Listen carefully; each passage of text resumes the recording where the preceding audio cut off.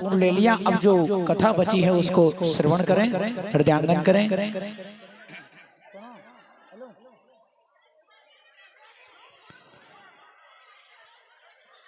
सूर्य ग्रहण का पावन सा पर्व आता है, भगवान कुरुक्षेत्र में पधारते हैं और वृंदावन से भी सभी भक्तगण आते हैं और देवकी मैया, रोहिणी मैया, सभी मैया आती हैं। और जैसे ही वहां पर पर्व काल आता है, ग्रहण काल उदय होने के बाद सभी स्नान करने के लिए जाते हैं। तो भगवान द्वारकाधीश कृष्ण भी स्नान के लिए जाते हैं। लेकिन जैसे ही उनके सेवक रास्ता बनाने लगते हैं कि भैया रास्ता हटाओ, रास्ता हटाओ, बोले कौन आ रहा है? बोले अनंत श्री छत्रपति राजमूर्ति धर्म चक्रवर्ती सर्वेश्वर सर्वतंत्र गोप प्रतिपालक विद्यावाद श्री श्री महाराजाधिराज द्वारकाधीश कृष्णचंद्र ठाकुर जी महाराज। कहा भैया द्वारकाधीश कृष्ण आ रहे हैं। जब ग्वाल वालों ने वृंदावन से वो आए हुए थे, उन्होंने सुना कि द्वारकाधीश कृष्ण आ रहे हैं। कृष्ण की बात सुनी, सेवकों ने कहा कि हटो भाई, रास्ता बनाओ। ग्वाल वालों ने कहा ना। ग्वाल वालों ने जब सुना तो कहने लगे ना हट रहे। बोले भैया हमारे कृष्ण कन्हैया आ रहे हैं, तुम यहाँ से हट जाओ। उन्होंने कह दिया कि जाओ तुम्हारे स्वामी से कह देना कि रास्ते में तुम्हारे बाप खड़े हैं। अब सेवक ने कहा कि हमारे स्वामी के लिए ऐसे शब्दों का उपयोग करते हो। ब्रजवासी बोले कि जाओ तुम्हारे कन्हैया से कह दे। सभी कन्हैया के पास जाते हैं, कहते सरकार हम आपके लिए पर्व काल के लिए स्थान बना रहे थे, मार्ग बना रहे थे, लेकिन कुछ गवार ग्वाले मिले।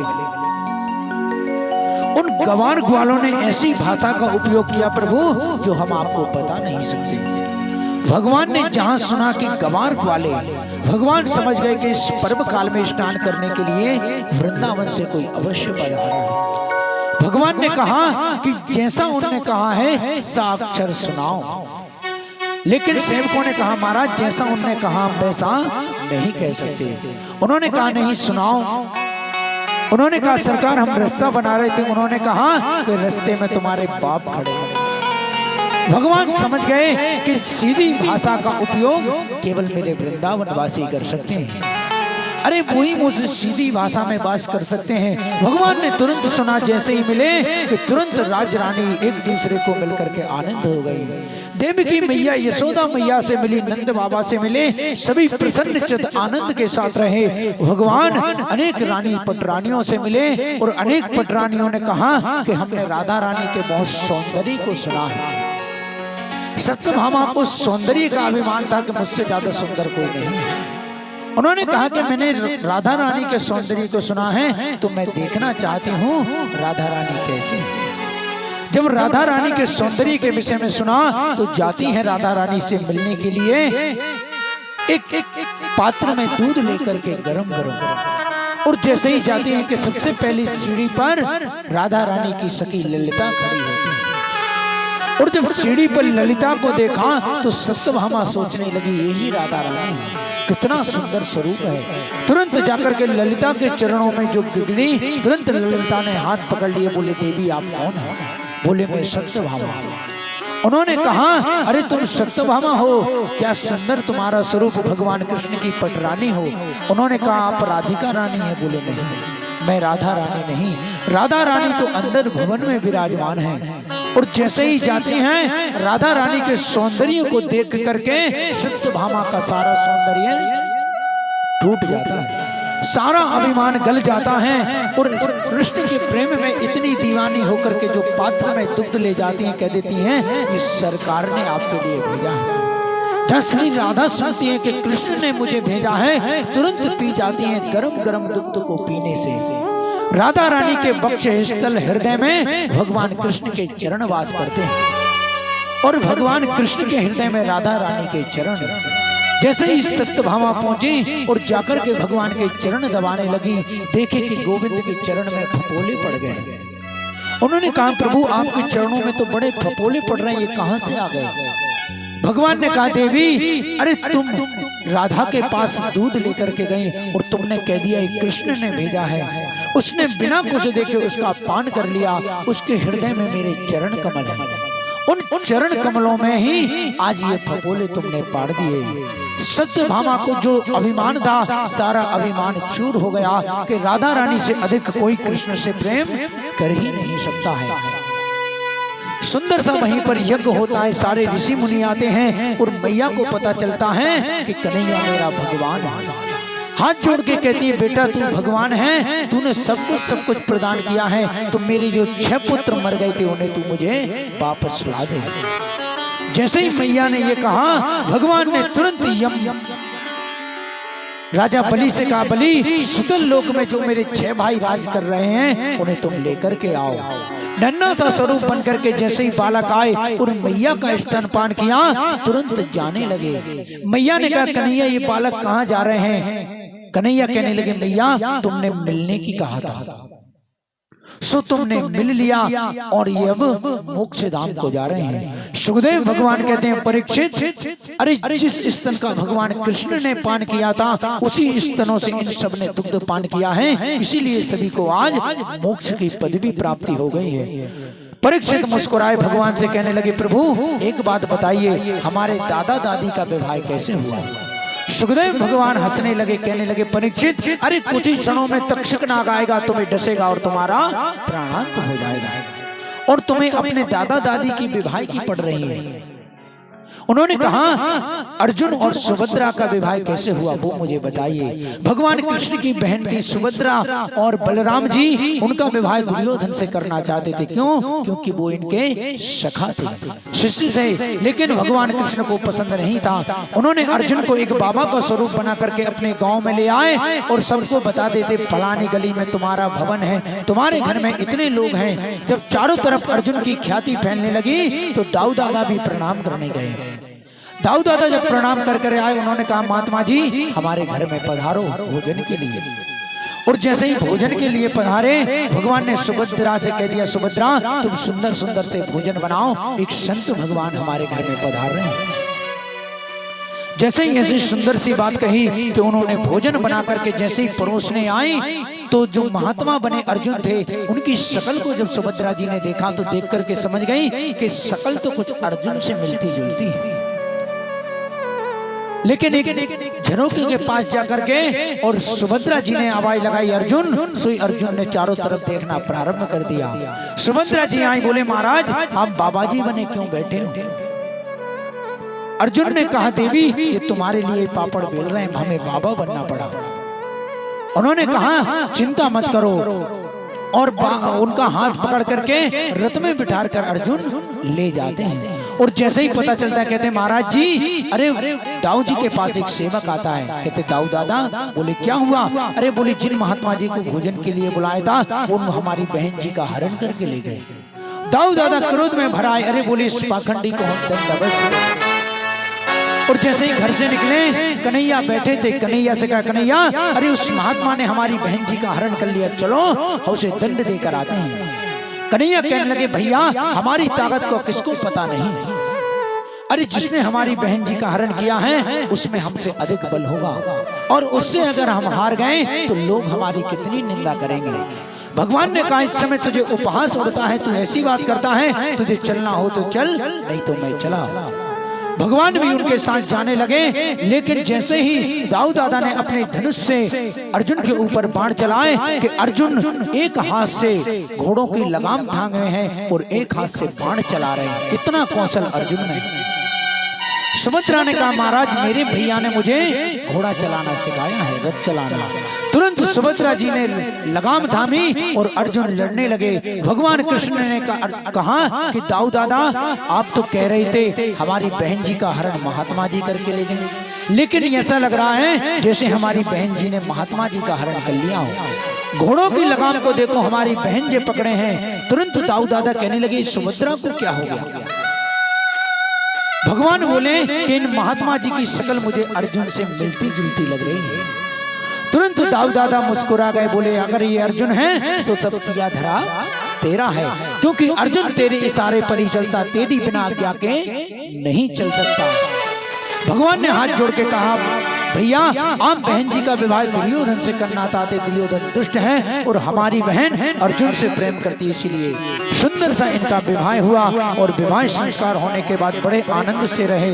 परीक्षित प्रसन्न हो गए और यदु महाराज के सुंदर से चरित्र को सुनाया। यदु महाराज ने दत्तात्रेय को गुरु बनाया और दत्तात्रेय महाराज ने 24 गुरु बनाए।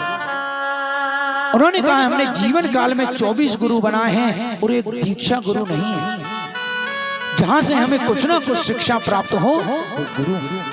तो इन्होंने कहा हमने ये गुरु बनाए। किस किस को गुरु बनाए? पृथ्वी को गुरु बनाया।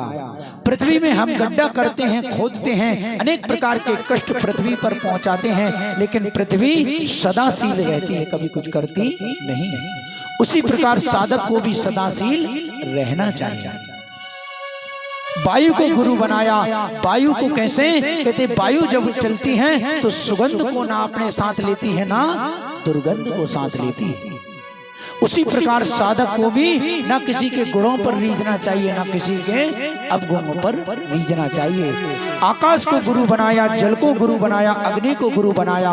अग्नि को गुरु बना करके सीखा जैसे अग्नि में कोई भी चीज डाल दो जल करके भस्म हो जाती है, उसी प्रकार सच्चे महात्मा और साधक को किसी के अवगुण भी मिलते हैं तो अपने हृदय में ना रख करके अपने मन के द्वारा अग्नि में जलाकर राख कर देना चाहिए। किसी के वचनों को अपने हृदय में नहीं लेना चाहिए। चंद्रमा को गुरु बनाया, सूर्य को और कबूतर को। एक कबूतर को गुरु बनाया। कबूतर पकड़ने वाला आया, उसने देखा कि मुझे कबूतर पकड़ना है और उसने कहा जाल बिछा दिया। लेकिन जैसे ही जाल बिछाया तो कबूतर कह रहा था शिकारी आएगा जाल बिछाएगा लेकिन जाल में फंसना नहीं। शिकारी सोचने लगा ये तो सब समझदार हो गए, पढ़े लिखे हो गए, कोई जाल में नहीं फंसेगा। लेकिन फिर भी उसने कहा कि कर्म तो हमें करना चाहिए। तुरंत उसने जाल बिछाया। सबसे पहले नन्हे नन्हे पक्षी जाकर उस जाल में फंस जाते हैं। उस कबूतर की पत्नी कहती है मेरे बच्चे फंस गए तो मुझे भी जाना है। वो भी जाती है, वो भी फंस जाती है। बाद में वो कबूतर जाकर भी उसमें फंस जाता है। दत्तात्रेय महाराज कहते हैं साधक को कभी परिवार में ज्यादा मन नहीं लगाना चाहिए। इस परिवार माया की तरह है, जैसे जाल में पक्षी फंस गए, बच्चों के प्रेम में दोनों गए, वैसे ही अगर हम अपने घर परिवार में साधक मन लगाएगा तो फिर भजन नहीं, फिर उसका भजन नष्ट हो जाएगा। समुद्र को गुरु बनाया, पतंगा को गुरु बनाया। एक पतंगा होता है जलती हुई आग और लाइट की तरफ जाता है और जैसे ही अग्नि में जाता है और जल करके भस्म हो जाता है।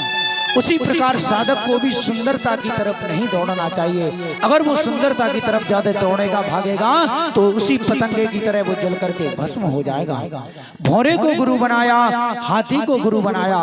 भौरे को गुरु बनाकर सीखा एक भौरा आता है पुष्प में आकर बैठ जाता है और बैठकर उसकी सुगंध में इतना मदहोश हो जाता है कि सूर्यमुखी का फूल रात्रि में बंद हो जाता है और रात भर बंद रहने से वो भौरा उसमें मर जाता है। दत्तात्रेय कहते हैं उसी प्रकार साधक को ज्यादा सौंदर्य सॉन्गों को नहीं सुनना चाहिए। ज्यादा उसका मन वहां लगेगा तो फिर भजन नहीं होगा। हाथी को गुरु बनाकर शिक्षा ग्रहण की। जब हाथी पकड़ने वाले आते हैं तो लकड़ी की हथेली बनाकर एक गड्ढे में रख देते हैं और हाथी कामक्त होकर के उस गड्ढे में गिरता है तो हाथी को पकड़ लेते हैं। दत्तात्रेय कहते हैं उसी प्रकार साधक को भी लकड़ी की स्त्री का भी स्पर्श नहीं करना चाहिए। अगर स्पर्श करते हैं तो उनकी साधना नष्ट हो जाती है। हिरण को गुरु बनाया और मछली को गुरु बनाया।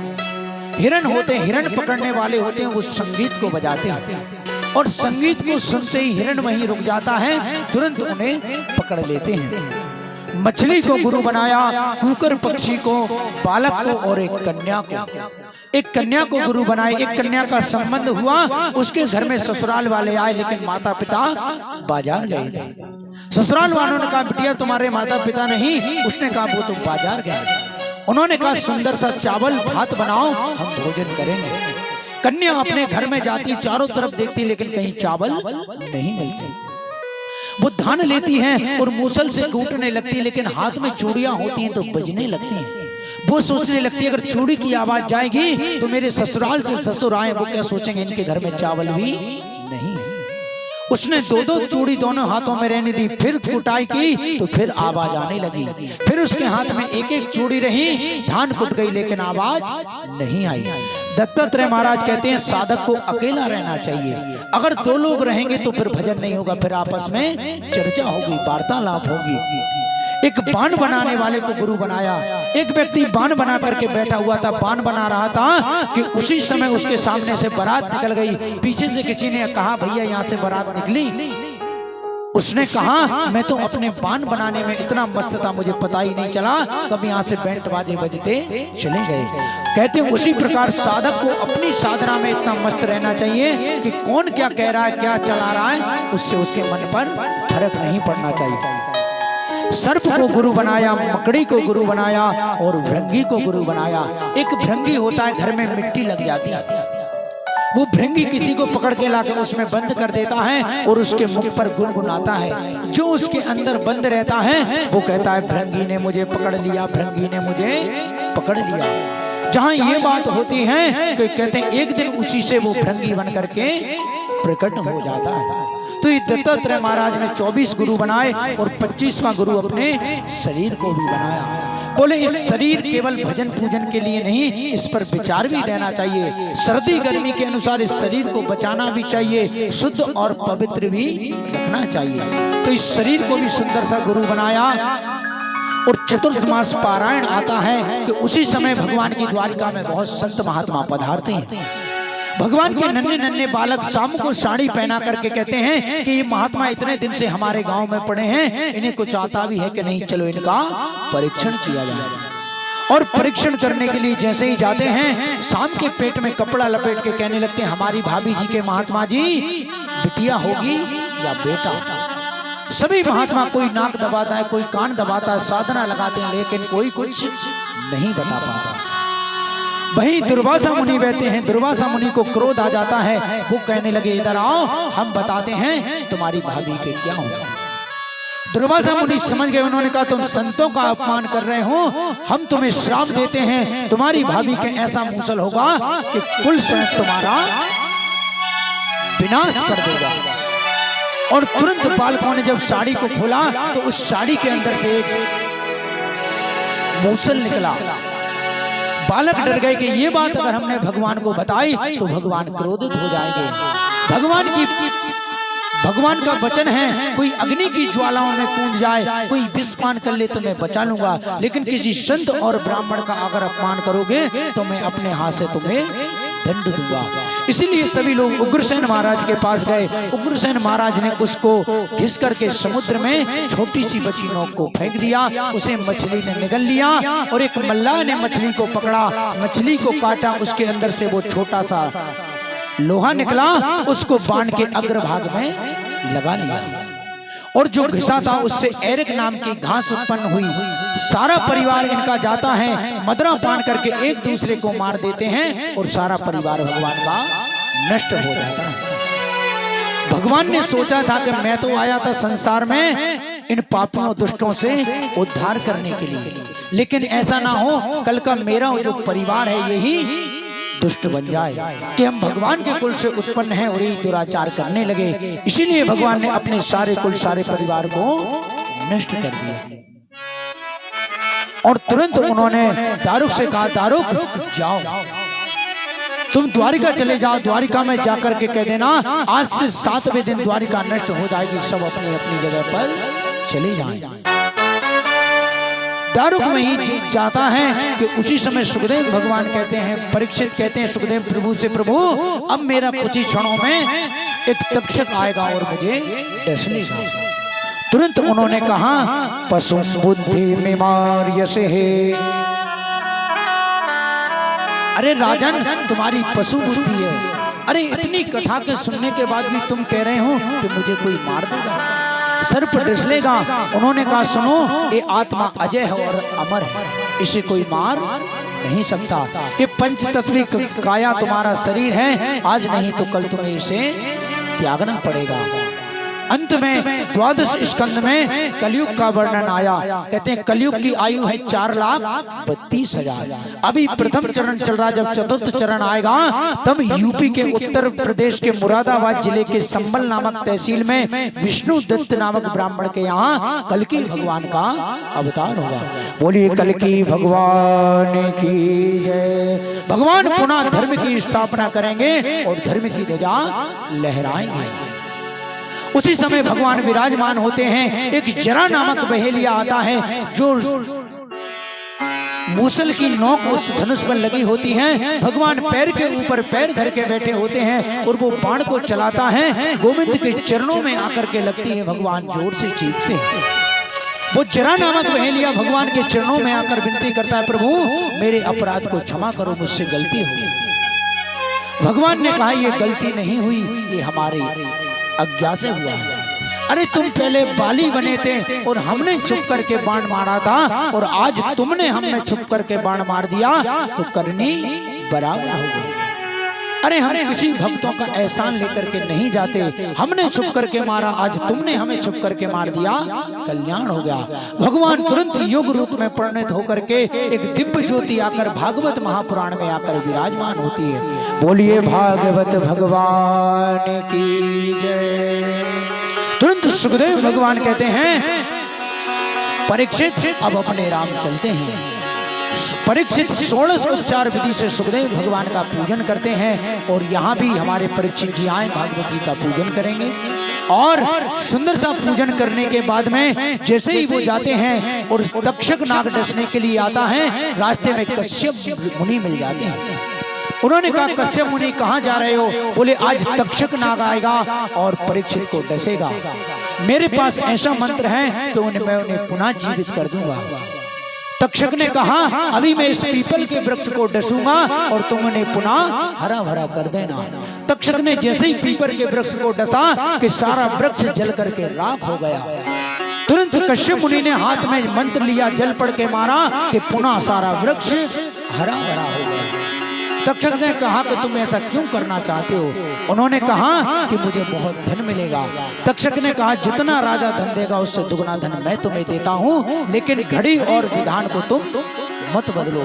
उनके भाग्य में यही लिखा है। वो यज्ञ करते हैं, उस यज्ञ में जन्मेजय चारों तरफ पहरा लगा देते हैं और तक्षक छोटा सा नग्न बन के जाता है और परीक्षित की नासिका में काटता है और परीक्षित का प्राणांत हो जाता है।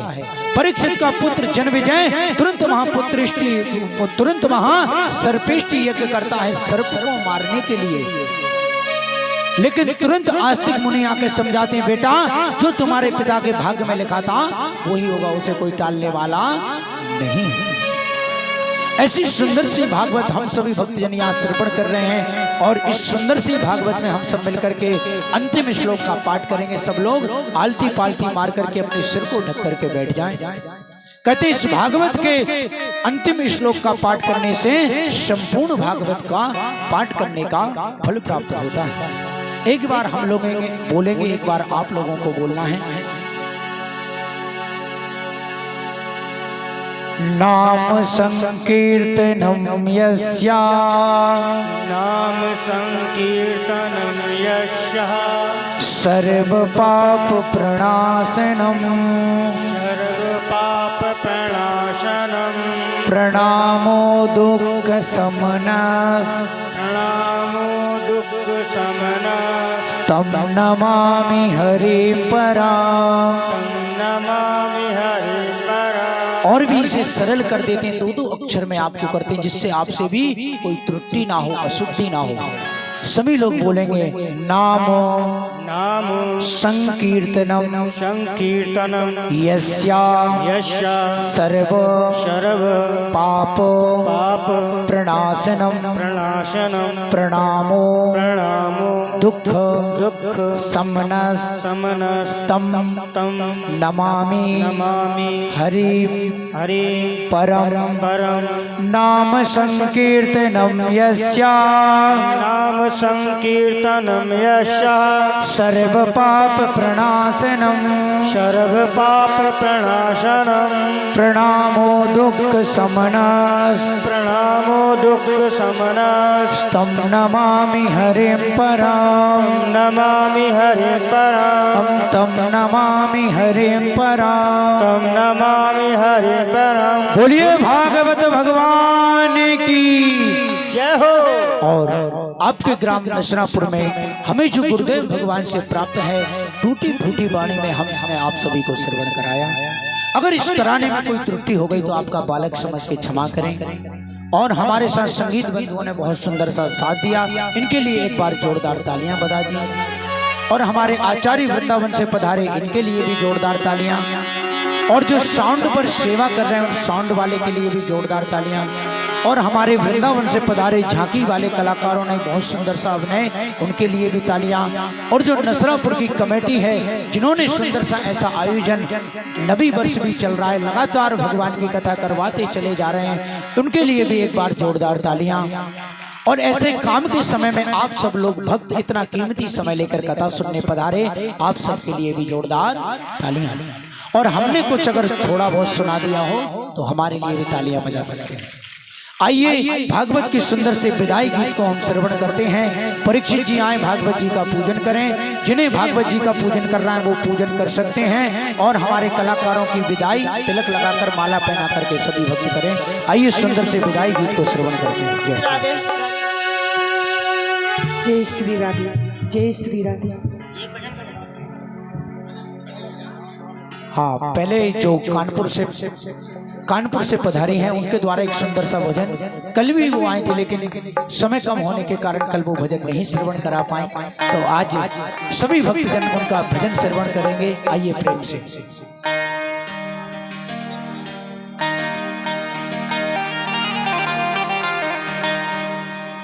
वसुदेव सुतं देवं कंस चाणूरमर्दनं देवकी परमानंदं कृष्णं वंदे जगद्गुरुं कृष्णं वंदे जगद्गुरुं। बोली बाकी बिहारी लाल की, बोली राधा रानी की, बोली श्रीमद् भागवत महापुराण की जय हो।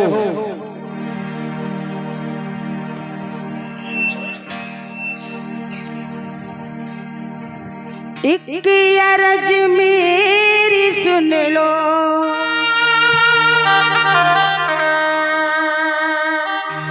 एक अरज मेरी सुन लो, दिलदार है कन्हैया, एक अरज मेरी सुन लो, दिलदार ओ कन्हैया एक अरज मेरी सुन लो, एक अरज मेरी सुन लो, दिलदार है कन्हैया, एक अरज मेरी सुन लो, दिलदार कन्हैया कर दो अधम की नैया, कर दो अधम की नैया, भव पार है कन्हैया, कर दो अधम की नैया, भव पार कन्हैया, कर दो अधम की नैया। बोलिए बापी बिहारी लाल की।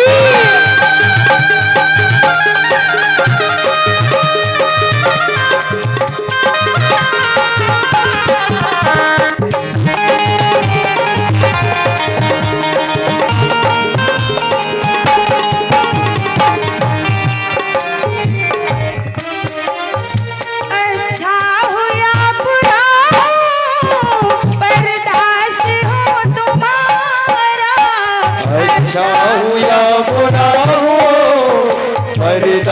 हो तुम्हारा। अच्छा हो या बुरा हो बर्दाश्त हो तुम्हारा। ओ अच्छा हो या बुरा हो बर्दाश्त हो तुम्हारा। अच्छा हो या बुरा हो बर्दाश्त हो तुम्हारा। जीवन का मेरे तुम पर, जीवन का मेरे तुम पर है भार है कन्हैया। जीवन का मेरे तुम पर है भार है कन्हैया। के अरज में सुन लो दिलदार है कन्हैया। के अरज मेरी सुन लो। बोली राधा रानी की, बोली श्रीमद् भागवत महापुराण की।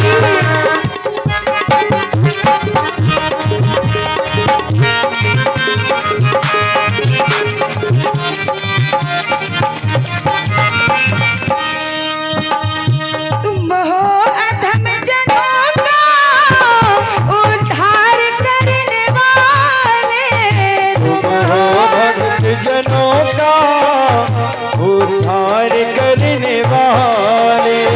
तुम हो अधम जनों का उद्धार करने वाले। ओ तुम हो अधम जनों का उद्धार करने वाले। तुम हो अधम जनों का उद्धार करने वाले। मैं हूँ अधम जनों का, मैं हूँ अधम जनों का। सरदार है कन्हैया। मैं हूँ अधम जनों का। उद्धार कन्हैया। इतनी अरज मेरी सुन लो दिलदार है कन्हैया।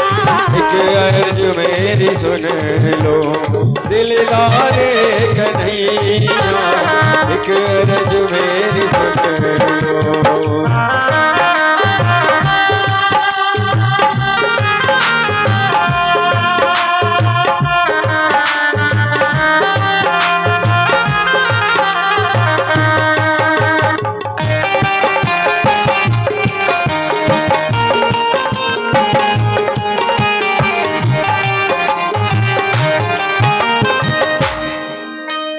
करुणा निधान करुणा करनी पड़ेगी तुमको। करुणा निधान करुणा करनी पड़ेगी तुमको। करुणा निधान करुणा करनी पड़ेगी तुमको। ओ करुणा निधान करुणा करनी पड़ेगी तुमको। करुणा निधान करुणा करनी पड़ेगी तुमको। वरना ये नाम होगा, वरना ये नाम होगा बदनाम है कन्हैया। वरना ये नाम होगा बदनाम है कन्हैया। इतनी अरज मेरी सुन लो दिलदार कन्हैया। एक अर्ज मेरी सुन लो दिलदार है कन्हैया। एक अर्ज मेरी सुन लो दिलदार कन्हैया। एक अर्ज मेरी सुन लो। भूली बापी बिहारी लाल की। जय हो।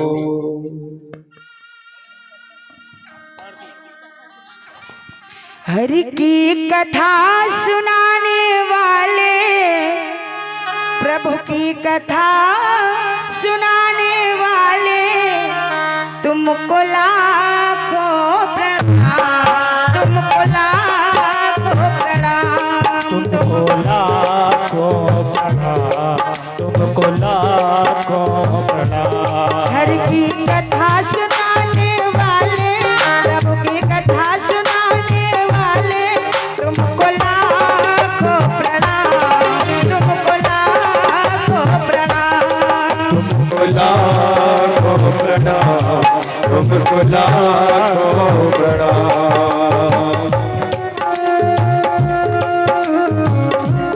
बोलिए भागवत भगवान की।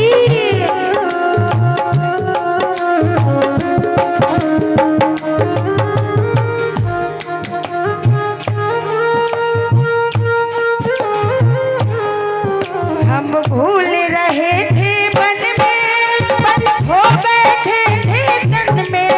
हम भूल रहे थे मन में और खो बैठे थे तन में। हम भूल रहे थे मन में, पल खो बैठे थे तन में। हम भूल रहे थे मन में और खो बैठे थे तन में। प्रभु की राह बताने वाले, यह राज बताने वाले, तुमको लाखों प्रणाम, तुमको लाखों प्रणाम। तुमको लाखों प्रणाम, तुमको लाखों प्रणाम। बोलिए नारायण भगवान की।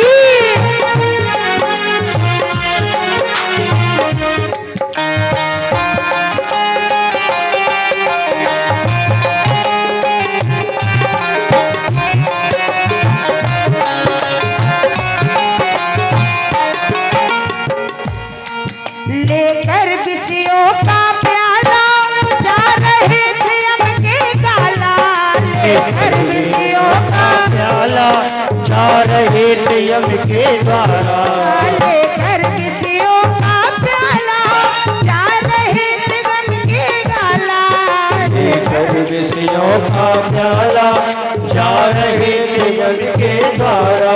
अमृत पान कराने वाले, प्रभु सुधा पिलाने वाले। अमृत पान कराने वाले, प्रभु सुधा पिलाने वाले, तुमको लाखों प्रणाम, तुमको लाखों प्रणाम। तुमको लाखों प्रणाम, तुमको लाखों प्रणाम।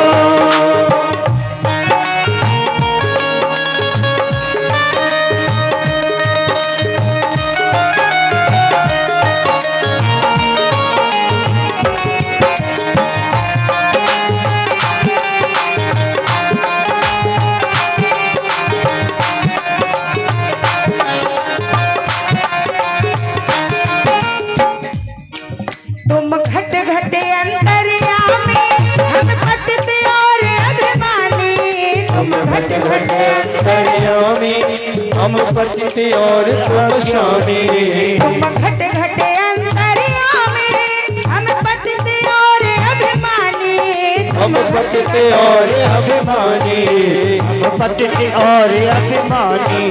प्रभु तरस कराने वाले, प्रभु तरस कराने वाले, हरि तरस कराने वाले, तुमको लाखों प्रणाम, तुमको लाखों प्रणाम।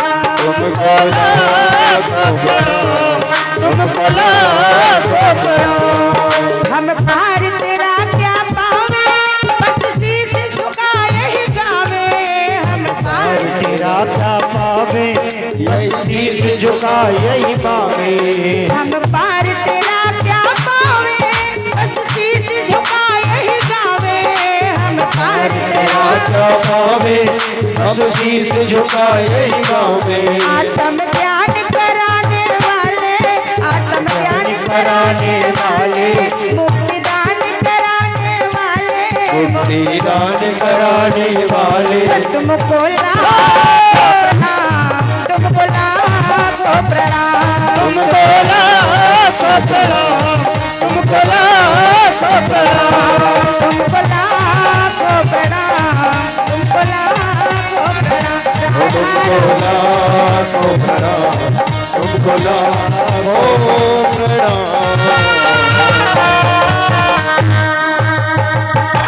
बोलिए भागवत भगवान की जय हो। बहुत सुंदर इन्होंने भजन गाया। एक बार सभी भक्त तालियां निकली। आइए आरती के लिए। और कल यहाँ पर भंडारा होगा। जो हमारी माताएं बहनें अपने घर से जो सामग्री पहुँचाना चाहें कल यहाँ पहुँचा सकती हैं। और कल प्रातः 9 बजे से हवन का आयोजन है। तो जो भक्तजन यज्ञ नारायण भगवान में आहुति प्रदान करना चाहते हैं आहुति प्रदान कर सकते हैं। आइए सभी लोग खड़े होइए और श्रीमद् भागवत महापुराण की मंगलमयी आरती में तन और मन के सहित सम्मिलित होकर के ओम ह्रीं रत्नेश्वर्यै नमः, ज्वाला मालिन्यै नमः, चंद्रमा मनसो जात चक्षुः सूर्यो वजायता श्रोत्राद्वायुष प्राण चमुखादग्निराजा। सब कुछ दीना आपने, मैं भेंट करूं क्या नाथ। थोड़े थोड़े पीछे हो जाओ। नमस्कार की भेंट लो, मैं जोड़ूं दोनों हाथ। आरती अगर थोड़े थोड़े पीछे होकर के कर लें, थोड़े थोड़े अगर पीछे हो जाएं तो बहुत समझदारी की बात रहेगी। हाँ आगे तो सब समझदार हैं, बाकी आपकी मर्जी। हे गिरधर तेरी आरती गाऊं, हे गिरधर तेरी आरती गाऊं, हे गिरधर तेरी आरती गाऊं, हे गिरधर तेरी आरती गाऊं, आरती गाऊं प्यारे तुमको मनाऊं, आरती गाऊं प्यारे तुमको। हे गिरधर तेरी आरती गाऊं, हे गिरधर तेरी आरती गाऊं, और मुकुट तेरे शीश पे सोए, और मुकुट तेरे शीश पे सोए। प्यारी बंसी मेरो मन मोहे, प्यारी बंसी मेरो मन मोहे। एक जबी बलिहारी जाऊं, एक जबी बलिहारी बजाऊं, माँ के बिहारी तेरी आरती गाऊं, उनके बिहारी तेरी आरती गाऊं। ओ चरणों से निकली है गंगा जी प्यारी, चरणों से निकली है गंगा जी प्यारी, ओ जिसने सारी दुनिया तारी, जिसने सारी दुनिया तारी।